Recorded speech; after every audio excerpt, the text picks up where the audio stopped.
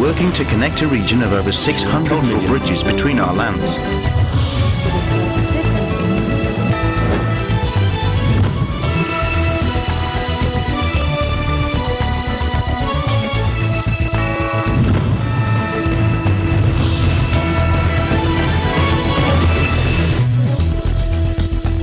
Hello and welcome to ASEAN in Focus. I'm Maricar Velasco, delivering to you the latest news in and around the ASEAN region. On today's headlines.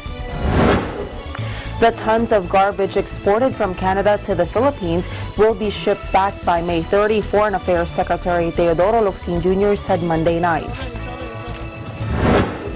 ASEAN and the Myanmar government agreed to immediately commence practical measures to alleviate the situation in Rakhine State following a high-level coordination meeting today in Nai Pi, Tao, Myanmar.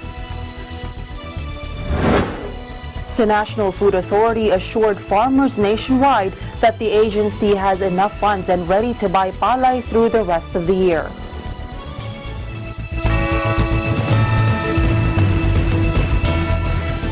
The tons of garbage exported from Canada to the Philippines will be shipped back by May 30, Foreign Affairs Secretary Teodoro Locsin Jr. said Monday night. In a tweet, Locsin said all containers containing garbage are cleaned and ready to go. They are waiting for a couple of documents and routine permission from China for transshipment to Canada. Departure is on May 30. Anybody gets in the way one way or another, he says he will screw them, and he warns that they should not provoke him. From 2013 to 2014, a Canadian company, Chronic Inc., exported containers labeled as recyclable plastics to two importers in the Philippines. It was later found out that these contained non-recyclable plastics, household wastes, and used adult diapers. In 2016, the Philippine government ordered the importers to ship the containers back to Canada at their expense. However, the importers did not comply. Late in April, President Rodrigo R. Duterte gave Ottawa an ultimatum to take back its trash. A few days later, Locsin said the deadline is on May 15. Ottawa, however, missed the deadline, prompting the Department of Foreign Affairs to recall its ambassador and consuls to Canada.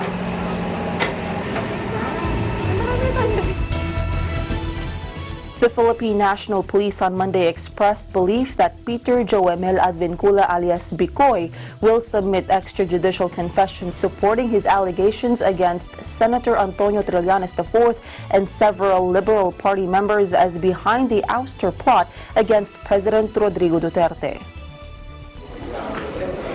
Advincula, the man behind a series of videos called Ang Totoong Narcolist, posted bail over the weekend but promised to return at Camp Crame to submit his sworn statements and evidences to support his claims. PNP Chief General Oscar Albayalde said they believe that Bicoy will be going back and prepare for his extrajudicial confession. That's what he said, and adds they cannot force him if he does not want to. Bicoy has yet to submit it as of this time and will probably return if he is willing to give his extrajudicial confession through his counsel. Then they will gladly take his extrajudicial confession. We'll check kung anong sinasabi niya, no? Depende 'yan kung ano ipipresenta niyang mga ebidensya na sinasabi niya. Remember nung nandito siya for the question and answer, sabi niya he can substantiate his statements with evidence. Last week, Advincula surrendered to the authorities, claiming the Bicoy videos linking President Rodrigo Duterte and his family and associates to the illegal drug trades were allegedly orchestrated by Trillanes and the opposition LP. Albayalde said Advincula did not request for any security amid alleged threats against his life and his family. He said they have started on what Advincula said, but without his sworn statement, including the names and places he mentioned, it has to be covered by a sworn statement. Hindi mo pwedeng pilitin yan eh. Kailangan yan na may assistance with the lawyer. We cannot get his statement na kung kami-kami lang. That will not hold water. Kaya kung talagang gusto niya magdemanda o mag-file ng kaso doon sa mga taong pinagsasabi niya, then he should give his sworn statement.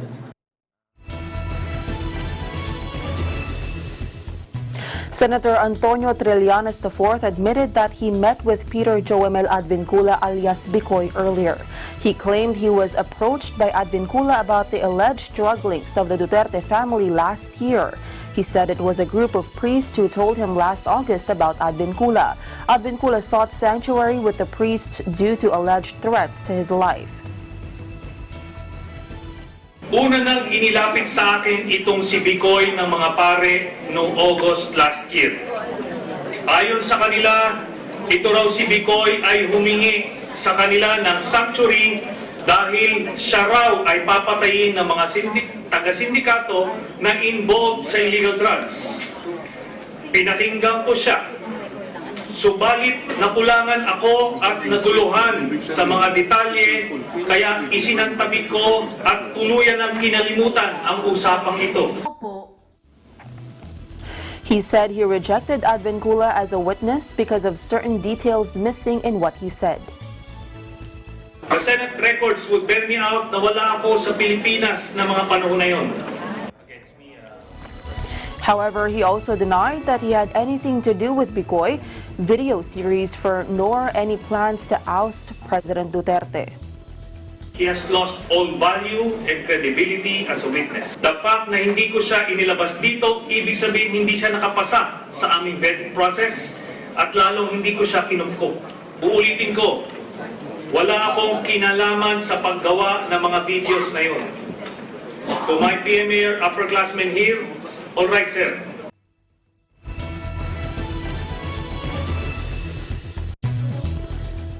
A 16-year-old boy was one of at least 4 people shot dead by police during a riot triggered by dissatisfaction over the election results in the restive province of Papua, according to one official. More than 300 supporters of a legislative candidate who claimed he should have won the seat in the local council attacked a district office in Asmat district. The candidate, who was not identified, claimed based on the votes he should have won a seat in the city council, but his name was replaced with another candidate's name. The protesters, armed with sharp weapons, damaged the district office, local military spokesman Mohammed Aidi said. 4 soldiers guarding a nearby military post tried to control the protesters but were outnumbered, and one of the officers tried to control the mob by opening fire into the air, according to ID. He adds the mob became even more brutal and attacked the officer. In such a threatening situation, another officer was forced to open fire and retreat to save the post and to save themselves. 4 people, including the teenager, were shot dead, while 1 more was injured and has been treated at a local hospital. The military, local police, and the Human Rights Commission have formed a team to investigate the case, according to ID.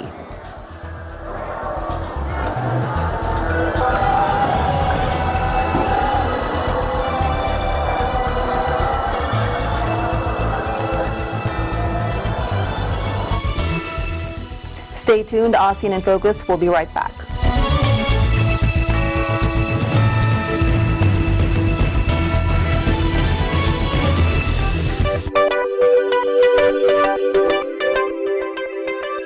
Net25 is now available on OSN, the largest entertainment network in the Middle East and North Africa. Watch your favorite Net25 shows on OSN channel 725, same day as the Philippines. Net25 shows live and on demand anytime, anywhere, on any mobile device on OSN Play.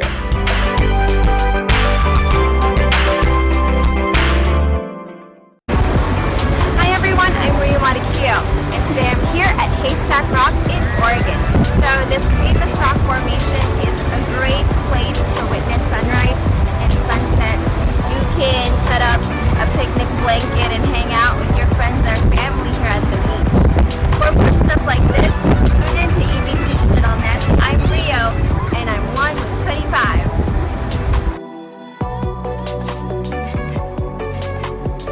Landmarks, Linggo, alas 6 hanggang alas 7 ng gabi.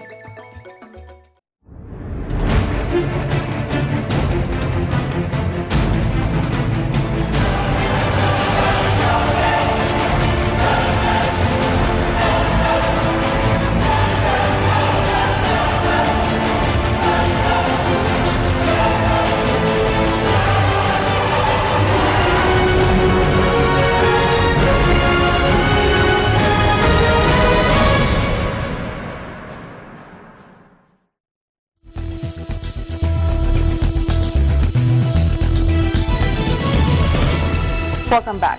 Almost 200 new government officials took their oath of office on Monday before President Rodrigo Duterte, who reminded them that public office is a public trust.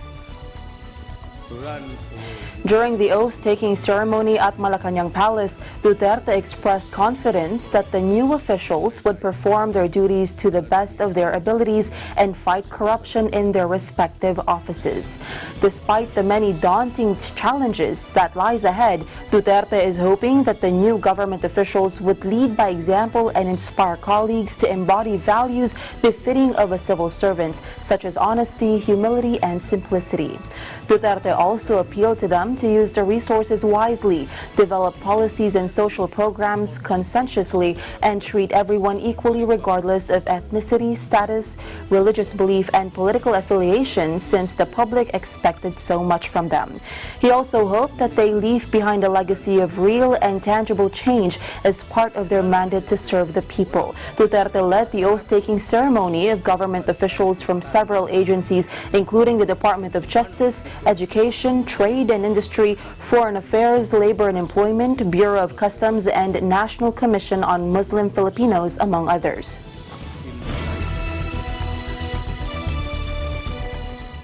With the spread of the dreaded African swine fever, or ASF, the latest in Hong Kong and Vietnam, the country's hog raisers and other stakeholders are poised to make a formal appeal to President Rodrigo Duterte for a 2-month suspension of importation of pork and pork products. Rufina Salas, chairperson of the Philippine Council for Agriculture and Fisheries Committee on Poultry, Livestock and Feed Crops, on the sidelines of the meeting of hog raisers and stakeholders conducted at the DA Central Office in Quezon City on Monday, said this will be an appeal to the President through Agriculture Secretary Manny Piñol that there would be a temporary suspension of importation to give them time, according to the DA Secretary, to strengthen borders in order to prevent entry of ASF, or infected pork, and pork products. She said this would just be temporary, as admittedly the defense mechanism for entries, there are channels which can be used for imported products to come in. Knowing the disastrous effect of ASF, efforts should be strengthened. Piñol, for his part, admitted there are lapses in the quarantine wall with regards to strictly implementing the entry of pork and pork products in the country. As such, he proposed suspension of pork and pork products importation coming from high-risk countries aside from the 16 countries earlier banned of entry. Piñol defines high-risk countries as those which are contiguous to ASF-affected areas that may have the disease already but have not monitored or aware of it yet. He noted the suspension was to ensure that the dreaded disease would not penetrate the country and possibly destroy the 200 billion peso hog industry by having a solid defensive quarantine wall. He said they want to ensure their trading partners this action actually is not aimed at severing the trade relations with them, but protecting the hog industry. As soon as they are able to establish an impenetrable quarantine wall, then everything will be okay. Piñol cited Vietnam, which has killed 1.4 million hogs already due to ASF, and China, that has wiped out 30% of its hog population to date. As such, the DA chief said he will also be meeting with local importers on May 28 and appeal to them to support the government's effort to prevent the entry of ASF by buying local products until such time that the defense mechanism in all entry points of the country have been strengthened. He said they have buffer stock of meat for at least 5 months that are in the cold storage facilities. The DA chief is also looking at installing X-rays dedicated mainly for quarantine purposes. He adds if other countries can do it, so can we. This does not only cover meat but also plants.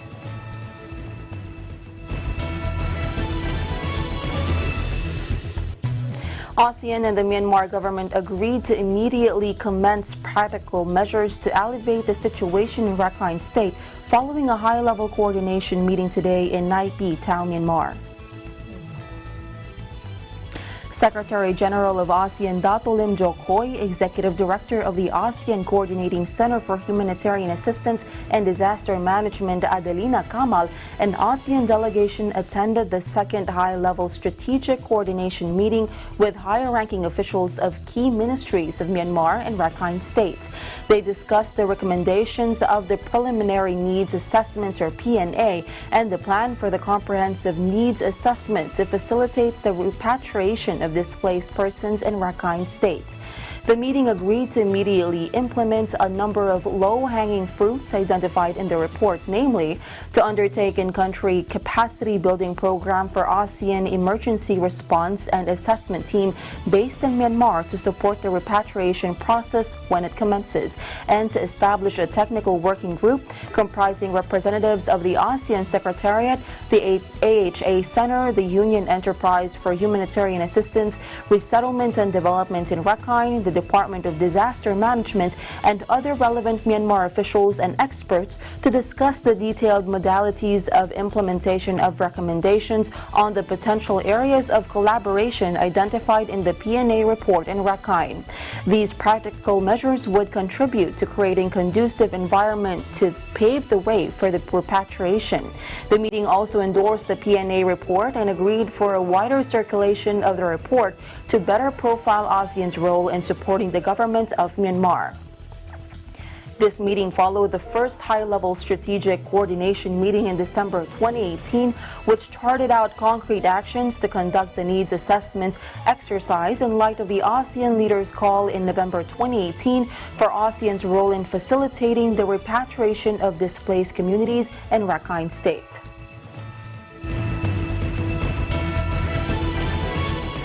More news when ASEAN in Focus returns.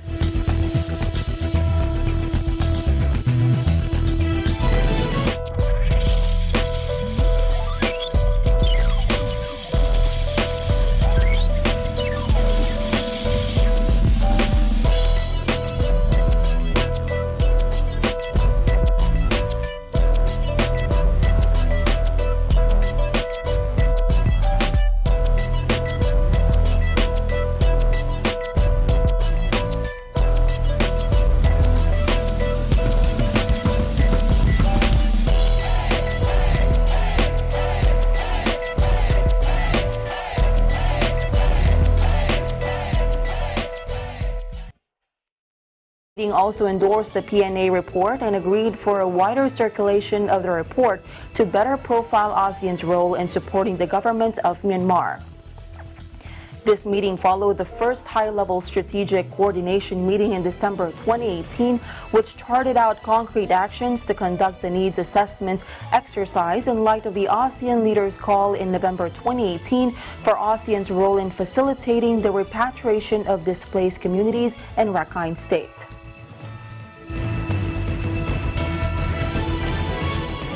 More news when ASEAN in Focus returns.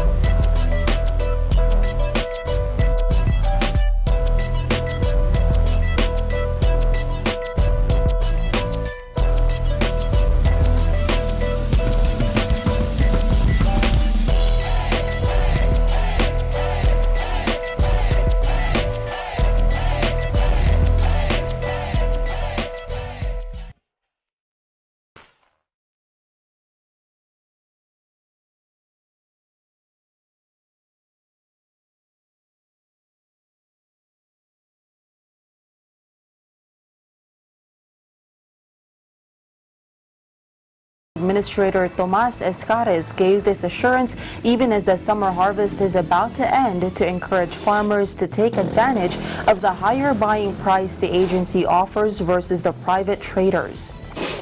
The food agency's provincial offices have been overshooting procurement targets, sometimes resulting in slight delay in payment as more farmers are enticed by the maximum of 20.70 pesos per kilogram buying price for clean and dry palay, while farm gate prices continue to dip.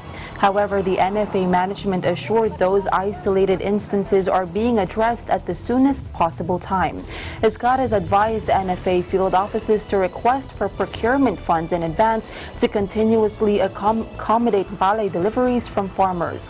As of May 20, NFA had already bought a total of 4.1 million bags of palay worth 4.2 billion pesos out of the 4.4 billion pesos remitted to NFA field offices for palay procurement.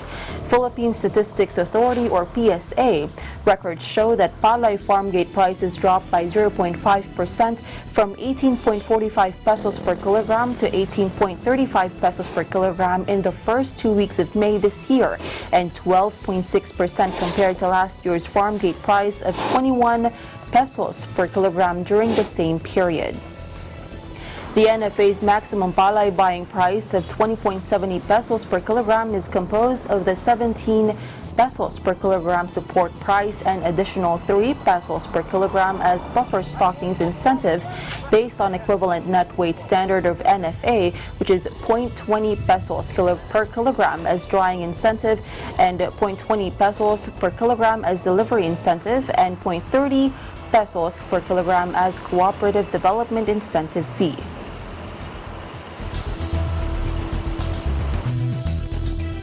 Agriculture Secretary Emmanuel Manny Piñol on Monday urged the Food and Drug Administration or FDA to remove from the shelves of retailers such pork products as maling that were manufactured August 2018 onwards, as these may be contaminated with African swine fever or ASF. Piñol stressed the effectivity of the ban on the entry of pork and pork products took effect since August 2018, and any other product shipped in after that should be recalled from the market. He, however, admitted that there is lack of coordination among concerned government agencies such as the Bureau of Customs, DA Bureau of Animal Industry, and the Food and Drug Administration in preventing the entry of imported canned meats or processed meats in the country. He said the problem is lack of coordination among implementing government agencies. While FDA issued memorandum banning the sale of imported meats and meat products coming from infected countries, they still issue quarantine veterinary clearance. He added they will make a clarification that once the DA issued a ban, the FDA could no longer issue license to transport. Piñol also appealed to meat importers to voluntarily refrain from importing from high-risk countries. He defines high-risk countries as those which are contiguous to ASF-affected areas which may have the disease already but not monitored or aware of it yet. Instead, the DA chief urged meat importers to source out local products. He says they have buffer stocks of meat for at least 5 months that are in the cold storage facilities. South China Morning Post earlier reported that about 1,500 fake Maling brand cans that were seized could contain meat from diseased pigs mixed with internal organs. According to Assistant Superintendent Chan Yuhua of the Intellectual Property Investigation Bureau, the meat could be probably made in unhygienic and illegal plants in Sichuan.